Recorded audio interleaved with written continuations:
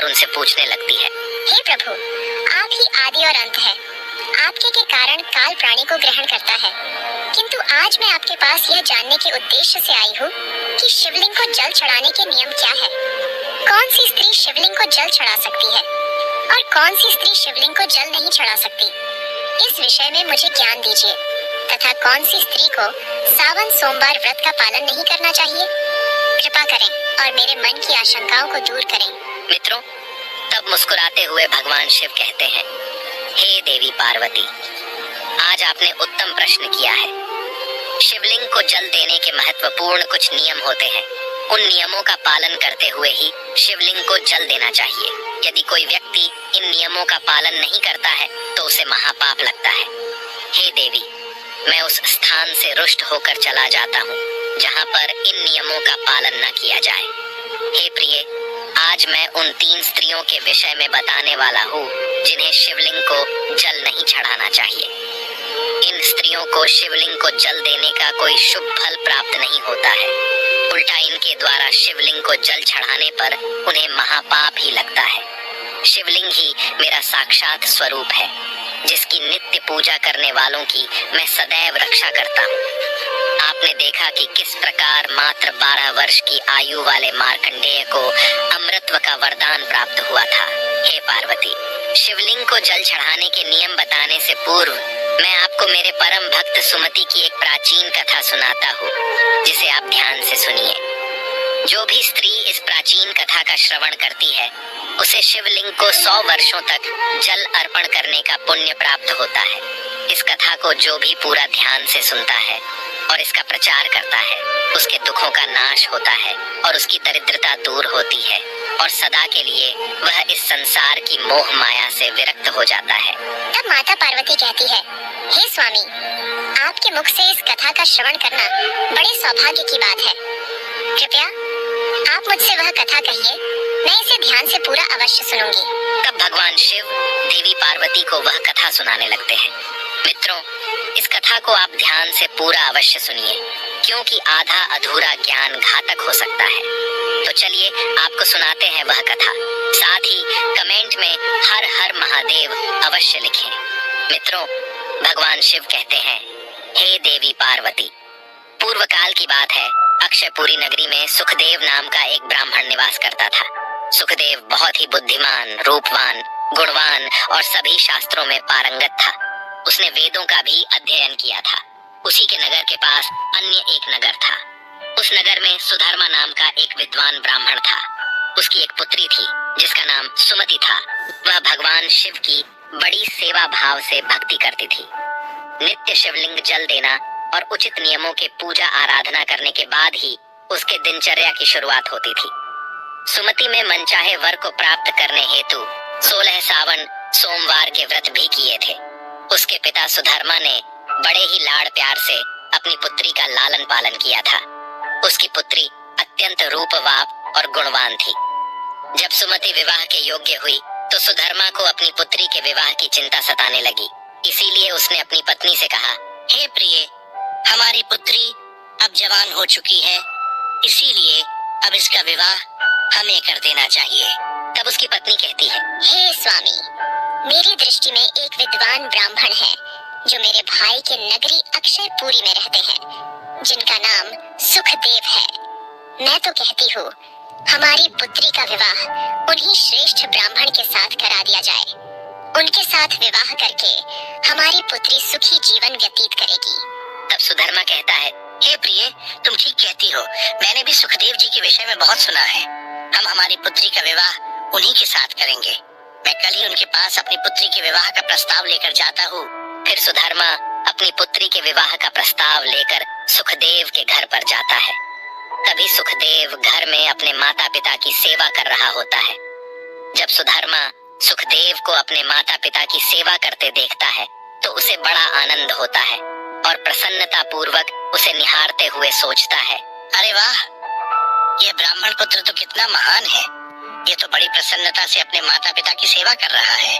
जब सुधर्मा को सुखदेव द्वार पर खड़ा देखता है तो उनका स्वागत करता है और कहता है, हे विप्रवर, पधारिए, आपका स्वागत है। कहिए, मैं आपकी किस प्रकार से सहायता कर सकता हूँ?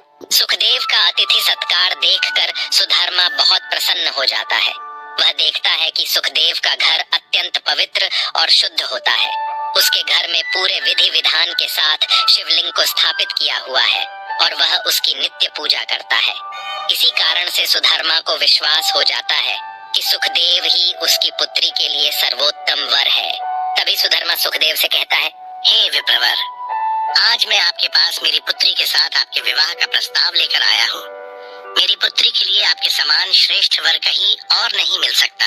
तब सुखदेव के माता पिता भी यह बात सुनकर प्रसन्न हो जाते हैं और सुखदेव को विवाह के लिए मना लेते हैं। फिर सुखदेव भी विवाह के लिए तैयार हो जाता है। मित्रों, समय के अनुसार विवाह का मुहूर्त तय किया जाता है और एक पवित्र स्थान पर सुखदेव और सुमति का विवाह संपन्न किया जाता है। सुमति के सुंदर और मनमोहक रूप को देखकर सुखदेव भी बहुत प्रसन्न होता है। सुमति अत्यंत सुंदर, गुणवान और चरित्रवान स्त्री थी। विवाह के बाद जब सुमति सुखदेव के घर पर जाती है तो वह भी अपने पति और सास ससुर की बड़ी सेवा करती है। अपनी मधुर वाणी और कार्यों से वह सभी के मन को जीत लेती है। सुमति के ससुराल वाले भी उसके कार्य से बहुत संतुष्ट और सदा ही प्रसन्न रहते हैं। सुमति नित्य अपने पति से पहले जागकर घर का आंगन साफ करती थी, फिर घर के अंदर साफ सफाई करके स्नान किया करती थी। स्नान करके वह पूजा घर में जाकर पूजा किया करती थी और नित्य रूप से शिवलिंग को जल देती थी तथा बेलपत्र अर्पण करती थी। दिन भर वह अपने अन्य कामों कर सभी परिवारजनों को प्रसन्न करती थी। फिर रात को वह पति के चरण दबाकर उसके सो जाने के बाद ही सो जाया करती थी। सुमति के अंदर एक पतिव्रता नारी के सभी लक्षण थे और वह अपने पति को ही परमेश्वर मानकर उनकी सेवा करती थी। सुमति ने कभी अपने पति के अलावा अन्य पुरुष के विषय में विचार नहीं किया। वह सत्य धर्म का पालन करने वाली और धर्म कार्य करने वाली पवित्र स्त्री थी। उसने कभी कोई अशुभ कार्य नहीं किया। सुमति के ऐसे सात्विक और सरल स्वभाव को देखकर माँ लक्ष्मी भी उस पर मेहरबान थी। माँ लक्ष्मी स्वयं चलकर उसके घर में आकर निवास करने लगी, जिससे सुमति के जीवन में सुख समृद्धि और भी अधिक बढ़ गई। मित्रों, भगवान शिव कहते हैं, हे देवी पार्वती, धन की देवी लक्ष्मी उन्हीं स्त्रियों पर अपनी कृपा दृष्टि बनाए रखती है जो पतिव्रता होती है और जो सत्य धर्म का पालन करती है। सुमति के अंदर वे सभी लक्षण थे जो एक श्रेष्ठ पतिव्रता नारी के अंदर होने चाहिए। लेकिन आगे मैं तुम्हें बताऊंगा कि सुमति की एक भूल के कारण उसका पूरा परिवार दुखों के बादलों में डूब गया और उसके जीवन में केवल क्लेश, अशांति और दुख ही आने लगे। हे पार्वती, फिर एक दिन की बात है जिसके अगले सुबह श्रावण मास आरंभ होने वाला था और संजोग से उस दिन अमावस्या भी थी। तभी सुमति ने दोपहर के भोजन में कोशिम्बीर बनाई थी, जिसमें कि कई अधिक मात्रा में प्याज, गोभी और अन्य सब्जियों को दही के साथ मिलाकर बनाया था और स्वाद को बढ़ाने हेतु सेंधे नमक का भी उपयोग उसने किया था। तब सुमति और उसका पारिवार संध्या पूर्व भोजन कर रात्रि में सो गए। किंतु सुमति ने जो कोशिम्बीर बनाई थी वह काफी स्वादिष्ट बनाई और सभी के भोजन पश्चात उसमें से थोड़ी बच भी गई थी। जब अगली सुबह सुखदेव और सुमति जल्दी सुबह उठे तो उन्हें रात की बनाई हुई कोशिम्बीर बहुत पसंद आई थी और उन दोनों ने उसे खा लिया। मित्रों, कहते हैं कि प्याज के अधिक सेवन करने से मनुष्य की कामुकता बढ़ जाती है। अब उन दोनों के साथ यही हुआ। सुमति का पति अत्यंत कामातुर होकर सुबह स्नान करने के पश्चात सुमति के पास आया और उसने सुमति के साथ शारीरिक संबंध स्थापित किया, जिससे सुमति का शरीर अपवित्र हो गया। लेकिन सुमति का मन भी काम के प्रभाव में ही था, इसीलिए वह भी अपने नित्य नियम को भूल गई और उसने पति के साथ संबंध बनाने के बाद बिना स्नान किए ही शिवलिंग को स्पर्श किया और जल चढ़ा दिया, जिससे सुमति के शरीर में महामोह ने प्रवेश कर लिया, जिस कारण से सुमति के सारे इंद्रिय तिलमिला उठे। सुमति के शरीर में महामोह ने प्रवेश करते ही भगवान शिव क्रोधित होकर वहां से चले गए तथा इस अपवित्र अवस्था को देख शिव जी अपने ही भक्त से रुष्ट होकर वहां से चले जाते हैं। तब से सुमति के शरीर में निवास कर रहे उस महामोह ने उसे सभी धार्मिक कार्यों से वंचित कर दिया तथा उसने अपने सभी श्रावण सोमवार व्रतों के पुण्य को नष्ट कर दिया। उन दोनों ने अनजाने में लहसुन प्याज का सेवन किया तथा सोमवार के व्रत के दौरान सुमति ने सेंधे नमक का उपयोग अपने भोजन में किया, जिस कारण से उसका व्रत भी विफल हो गया। जिस व्रतों को करने से मनुष्य को महापुण्य की प्राप्ति होती है, वहीं सुमति अपने अनजान दुष्कर्मों से पाप की भागी बनती जा रही थी। महामोह के शरीर में वास होने के कारण सुमति की मति भ्रष्ट हो जाती है तथा इसका विपरीत प्रभाव सुमति के पति पर भी पड़ा और वह भी सदा कामातुर होकर सुमति के साथ भोग विलास करने लगा। उसका मन सदैव ही काम वासना में लगा रहता था। फिर एक दिन सुमति के पति ने तो सभी सीमाओं का उल्लंघन किया और सुमति के मासिक धर्म के दौरान ही उसके साथ संबंध स्थापित किया, जिससे सुमति के शरीर में निवास कर रहा ब्रह्म हत्या का पाप उसके पति के शरीर में प्रवेश कर गया।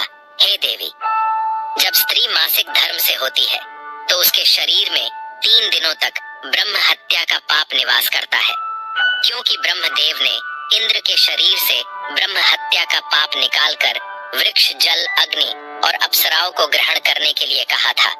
उसी समय से स्त्रियों के शरीर में मासिक धर्म के दौरान ब्रह्म हत्या का पाप निवास करता है और जो भी पुरुष मासिक धर्म के दौरान स्त्री को स्पर्श करता है अथवा उसके साथ संबंध बनाता है तो यह पाप उसके शरीर में प्रवेश कर जाता है। वही ब्रह्म शरीर के अंदर प्रवेश कर गया और वह जमीन पर गिर पड़ा। उसे तुरंत ही कुष्ठ रोग हो गया। उसका अंग अंग जलने लगा। उसके शरीर पर छाले पड़ गए। उसके पूरे शरीर से रक्त और पू की बदबू आने लगी और वह दर्द से चीखने चिल्लाने लगा। हाय, ये मुझसे क्या अपराध हो गया? मेरे द्वारा यह कैसा भयंकर पाप हो गया है? मैंने सब कुछ जानते हुए भी महापाप किया है। हे भोलेनाथ, अब मेरी रक्षा कौन करेगा? तभी सुमति की सास तुरंत उस स्थान पर आ गई तो उसने देखा कि उसका पुत्र कुष्ठ रोग से ग्रसित होकर जमीन पर पड़ा है। वह क्रोध में आकर सुमति से कहने लगी, अरे कुलटा, अरे पापिनी, तूने ये क्या कर डाला? अपने ही पति का धर्म भ्रष्ट कर डाला। तूने उसके साथ मासिक पीड़ा में क्यों संबंध बनाया? अपने पति की ऐसी हालत देखकर सुमति बहुत घबरा गई और जोर जोर से रोने लगी और कहा, हे सासू माँ, मुझे क्षमा करो, मुझसे बहुत बड़ा अपराध हो गया है। काम के वशीभूत होकर मेरे द्वारा यह अपराध हो गया है। तब सुमति की सास ने कहा, हे पापिनी, तू इस घर से अभी चली जा। तुझ जैसी कुलटा स्त्री को इस घर में नहीं रहना चाहिए। तूने मेरे बेटे के जीवन को नरक बना दिया है और पता नहीं आगे और क्या क्या करेगी। सुमति कहती है, हे सासू माँ, मैं कहाँ जाऊँ? मेरे पति के अलावा मेरा कोई नहीं है। मैं उन्हें छोड़कर जीवित नहीं रह सकती। तू कहीं भी जाकर मर जा, लेकिन अब तू इस घर में निवास नहीं कर सकती। इतना कहकर सुमति की सास ने उसे धक्के मारकर घर से निकाल दिया। फिर सुमति दुखी होकर घर से निकल गई। उसे अपनी भूल पर बड़ा पछतावा होने लगा। उसे कुछ भी समझ में नहीं आ रहा था कि वह क्या करे। तब सुमति चलते चलते एक वन में जाती है। उसी वन में एक शिव मठ होता है। तब वह उस मठ पर सहायता मांगने के लिए जाती है तो वहां पर कोई नहीं होता है। सुमति उसी मठ पर जाकर बैठ जाती है और अपने दोष के विषय में सोचते हुए दुखी होने लगती है। फिर कुछ समय के बाद एक साधु उस आश्रम पर आते हैं जो कि मठ के पुजारी होते हैं। जब वे साधु एक स्त्री को अपने मठ पर दुखी बैठा हुआ देखते हैं तो आश्चर्यचकित हो जाते हैं और पास जाकर उस स्त्री से पूछने लगते हैं, हे कल्याणी, तुम कौन हो और किस कारण से इस स्थान पर अकेले बैठी हो? तुम्हारे दुख का क्या कारण है? कोई गुप्त बात ना हो तो अवश्य बताओ, शायद मैं तुम्हारी कोई मदद कर सकूं। तब सुमति कहती है, हे मुनिवर, मेरा नाम सुमति है। मेरे द्वारा घोर पाप हो गया था। उसी कारण से मैं अपने परिवार से बिछड़कर इस स्थान पर आई हूँ। तब साधु कहते हैं, हे देवी, यह क्या कह रही हो तुम? तुमने कौन सा पाप किया है? मुझे विस्तार से बताओ। मैं तुम्हारी कोई सहायता कर सकूं तो प्रयत्न अवश्य करूंगा। सुमति कहती है, हे मुनिवर, मेरे द्वारा घोर पाप हो गया है। मासिक धर्म के दौरान मैंने पति के साथ संबंध बनाया था। इसी कारण से मेरे पति कुष्ठ रोग से ग्रस्त हो गए और दुख भोग रहे हैं। फिर साधु कहते हैं, बेटी, तुम चिंता मत करो। तुम्हारे द्वारा जो पाप हुआ है उसका प्रायश्चित करो। तुम्हें पाप से मुक्ति मिल जाएगी। तुम इस मठ में रहकर भगवान शिव शंकर की पूजा करो। शिवलिंग को नित्य जल दो और बेलपत्र अर्पण करो। यही तो पूरे संसार के पिता है। जो भी इनके शरण में आता है उसका उद्धार निश्चित ही होता है और तुम्हारा पति भी जल्दी ही ठीक हो जाएगा। फिर वह सुमति वहीं पर उसी शिव मठ में रहकर भगवान शिव और शिवलिंग की नित्य पूजा करने लगती है। रोज स्नान करके वह ब्रह्मचर्य का पालन करते हुए शिवलिंग को जल चढ़ाती है और शिवलिंग पर बेलपत्र अर्पण करती है तथा भगवान शिव को मिष्ठान्न भोग लगाती है तथा उस मठ में मौजूद सभी गायों को चारा डालती है, उनकी सेवा करती है। दिन भर वही मठ के मंदिर में भगवान शिव की मूर्ति के आगे बैठकर भगवान शिव जी की भक्ति करने लगती है, उनकी स्तुति करती है और फिर से अपने पति के मंगल होने के लिए 16 सोमवार का व्रत भी करती है। इस प्रकार से 1 वर्ष बीत जाता है, किंतु वहीं दूसरी ओर भगवान शिव भी उसकी परीक्षा ले रहे होते हैं। अब अगला श्रावण मास प्रारंभ होता है। तब साधु महाराज कहते हैं, हे पुत्री, तुम इस श्रावण मास में निरंकार सभी सोमवारों का व्रत करो, शिव जी का ही सदैव ध्यान करो और याद रहे कि कोई भूल ना हो। अब मैं तुम्हें सावन सोमवार व्रत के विषय में विस्तार से बताता हूँ, तुम इसे ध्यान से सुनो। किसी भी स्त्री या पुरुष को सावन माह में किसी भी प्रकार के तामसिक पदार्थों का सेवन नहीं करना चाहिए। परहेज की हुई किसी भी वस्तु का सेवन नहीं करना चाहिए। हे पुत्री, शिवलिंग पर भूल से भी केतकी पुष्प, तुलसी पत्र को अर्पण नहीं करना चाहिए और ना ही शिव जी की पूजा में शंख का उपयोग करना चाहिए। शिवलिंग पर कभी भी हल्दी, कुमकुम और सिंदूर अर्पण नहीं करना चाहिए। अब तुम सच्चे मन से भोलेनाथ की पूजा आराधना करो, वे अवश्य तुम्हारी सभी इच्छाओं को पूर्ण करेंगे। अब सुमति इसी प्रकार से सोमवार के व्रतों का पालन करती है, किंतु उसे कोई भी साक्षात्कार या अनुभव नहीं आ रहा था, जिससे हताश होकर वह एक दिन मन में आत्महत्या करने का विचार करती है, क्योंकि उसके जीवन में किसी भी प्रकार का सुधार उसे नजर नहीं आ रहा था। तब वह शिव मठ के पास वाली नदी के किनारे जाती है और भगवान शिव का स्मरण करते हुए जल समाधि ले लेती है, किंतु उसी समय एक चमत्कार हो जाता है। जिस प्रकार से सुमति जल में प्रवेश करती है, ठीक उसी प्रकार से वह वापस जल से बाहर आती है। जब वह अपनी आंखें खोलती है तो उसके सामने स्वयं भगवान शिव प्रकट हो जाते हैं। मित्रों, भगवान शिव सुमति की दृढ़ निष्ठा और भक्ति से अत्यंत प्रसन्न हो जाते हैं और सुमति को साक्षात दर्शन देते हैं। भगवान शिव को साक्षात अपने सामने खड़ा देखकर सुमति उन्हें बारंबार प्रणाम करने लगती है, उनकी स्तुति करने लगती है।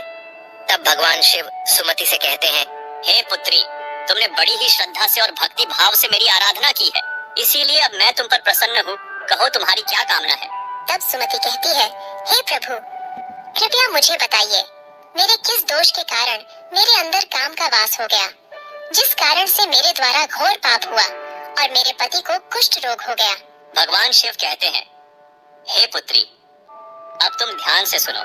तुम्हारे द्वारा अनजाने में ही एक पाप हुआ था, जिस कारण से तुम्हारे अंदर महामोह ने प्रवेश कर लिया था। एक दिन सावन माह में तामसिक पदार्थ का सेवन करके तुमने अपने पति के साथ संबंध बनाने के बाद बिना स्नान किए ही शिवलिंग स्पर्श करते हुए जल दिया था। पति पत्नी जब रति क्रिया करते हैं तो उनका शरीर अपवित्र हो जाता है और ऐसी अवस्था में शिवलिंग को कभी स्पर्श नहीं करना चाहिए। शिवलिंग मेरा ही पूर्ण अंश अवतार है। तुमने अपवित्र अवस्था में ही शिवलिंग को जल अर्पण किया था, जिस कारण से मैंने तुम्हारे घर का त्याग किया और फिर महामोह ने तुम्हारे अंदर प्रवेश कर लिया। उसी महामोह के कारण तुम्हारे और तुम्हारे पति के अंदर काम का प्रभाव अधिक बढ़ गया और मासिक धर्म के दौरान स्त्री के साथ संसर्ग होने के कारण तुम्हारे पति को कुष्ठ रोग हो गया था। वह सुमति कहती है, हे प्रभु, अनजाने में मुझसे यह बड़ा पाप हो गया था, अब इस पाप का क्या प्रायश्चित है? भगवान शिव कहते हैं, हे सुमति, इस पाप का प्रायश्चित तुमने 1 वर्ष तक ब्रह्मचर्य व्रत का पालन करके कर लिया है और 16 सोमवार का निरंकार व्रत भी किया, इसीलिए अब तुम पापों से मुक्त हो। सुमति कहती है, हे प्रभु, कृपया मुझे बताइए, किस अवस्था में शिवलिंग को जल नहीं चढ़ाना चाहिए और शिवलिंग पर जल चढ़ाने के क्या नियम है? तब भगवान शिव कहते हैं, हे पुत्री, अब मैं तुम्हें शिवलिंग को जल देने के नियम बताता हूँ, तुम इसे ध्यान से सुनो। हे पुत्री, शिवलिंग अत्यंत पवित्र होता है, ये मुझे सबसे अधिक प्रिय है, इसीलिए इसकी सात्विकता पवित्रता बनी रहनी चाहिए। शिवलिंग को कभी अपवित्र अवस्था में स्पर्श नहीं करना चाहिए। जो स्त्री मासिक धर्म से हो उसे कभी स्पर्श नहीं करना चाहिए। मासिक धर्म के दौरान स्त्री के शरीर में ब्रह्म हत्या का पाप होता है। ऐसे में स्त्री को शिवलिंग को जल नहीं चढ़ाना चाहिए। किसी भी स्त्री और पुरुष को संबंध बनाने के बाद शिवलिंग को स्पर्श नहीं करना चाहिए और ना ही इसे जल चढ़ाना चाहिए। संबंध बनाने पर स्त्री और पुरुष का शरीर अपवित्र हो जाता है। ऐसी अवस्था में शिवलिंग को स्पर्श करने पर दोष लगता है। यह महापाप होता है। हे पुत्री, जो स्त्री अपने पति का त्याग करके चली गई हो, जो विवाह के पश्चात अपने पति को छोड़कर अन्य पुरुष के साथ निवास कर रही हो, ऐसी स्त्री को भी शिवलिंग को जल नहीं चढ़ाना चाहिए। शिवलिंग की पूजा करने का अधिकार केवल पतिव्रता या कुंवारी स्त्रियों को ही है। जो स्त्री असती, वैश्यावृत्ति की या अनेक पुरुषों के साथ संबंध बनाती है, उसे शिवलिंग को जल नहीं चढ़ाना चाहिए।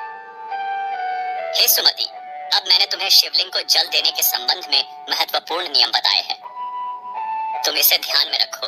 तब सुमति कहती है, हे प्रभु, मेरे पति कुष्ठ रोग से पीड़ित है, कृपा करके मेरे पति को रोग से मुक्त कीजिए। तब शिव जी कहते हैं, हे पुत्री, तुमने इस शिवलिंग की 1 वर्ष तक पूजा की है और नित्य बेलपत्र अर्पण किए हैं। वृक्षों में बेलपत्र मुझे सबसे प्रिय है। शिवलिंग पर तुमने जो बेलपत्र अर्पण किए थे, तुम इसके पत्ते ले जाकर अपने पति को गुप्त रूप से खिला दो। वह रोग और पापों से मुक्त हो जाएगा। इतना कहकर भगवान शिव अंतर्ध्यान हो जाते हैं। यह सुनकर सुमति बहुत प्रसन्न हो जाती है और भगवान शिव को बारंबार प्रणाम करके धन्यवाद देती है। फिर सुमति उस शिवलिंग पर अर्पित बेलपत्र के कुछ पत्ते उठाकर घर पर जाती है और अपने कोढ़ी पति को खिला देती है। शिवलिंग के पत्ते खाते ही उसका पति एकदम से स्वस्थ हो जाता है और सुमति को गले से लगा लेता है। सुमति की सास भी जब यह चमत्कार देखती है तो वह बड़ी प्रसन्न हो जाती है और फिर वे सभी प्रसन्नता से रहने लगते हैं।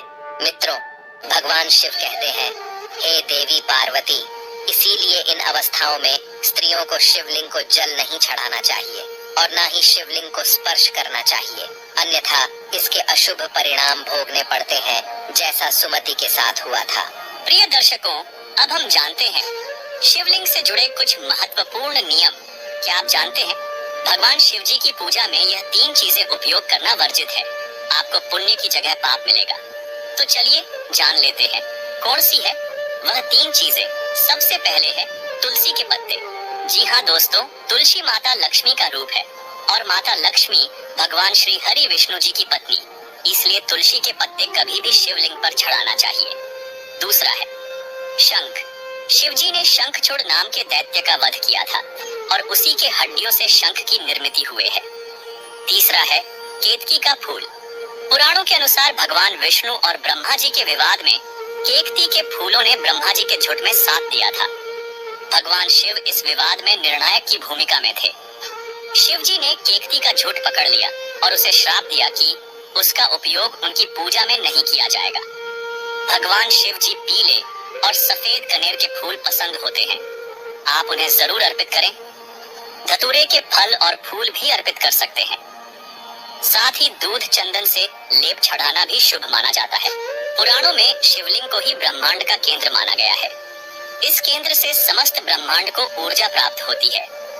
शिवलिंग से ही इस ब्रह्मांड की उत्पत्ति हुई है, इसीलिए शिवलिंग को ऊर्जा का केंद्र माना गया है। इसके पास कोई भी ऐसी वस्तु नहीं रखनी चाहिए जिससे शिवलिंग से निकलने वाली ऊर्जा नकारात्मकता में परिवर्तित न हो। वास्तुशास्त्र के अनुसार यदि ऐसी वस्तुएं शिवलिंग के पास रखी जाती है तो घर का वातावरण भी नकारात्मक हो जाता है।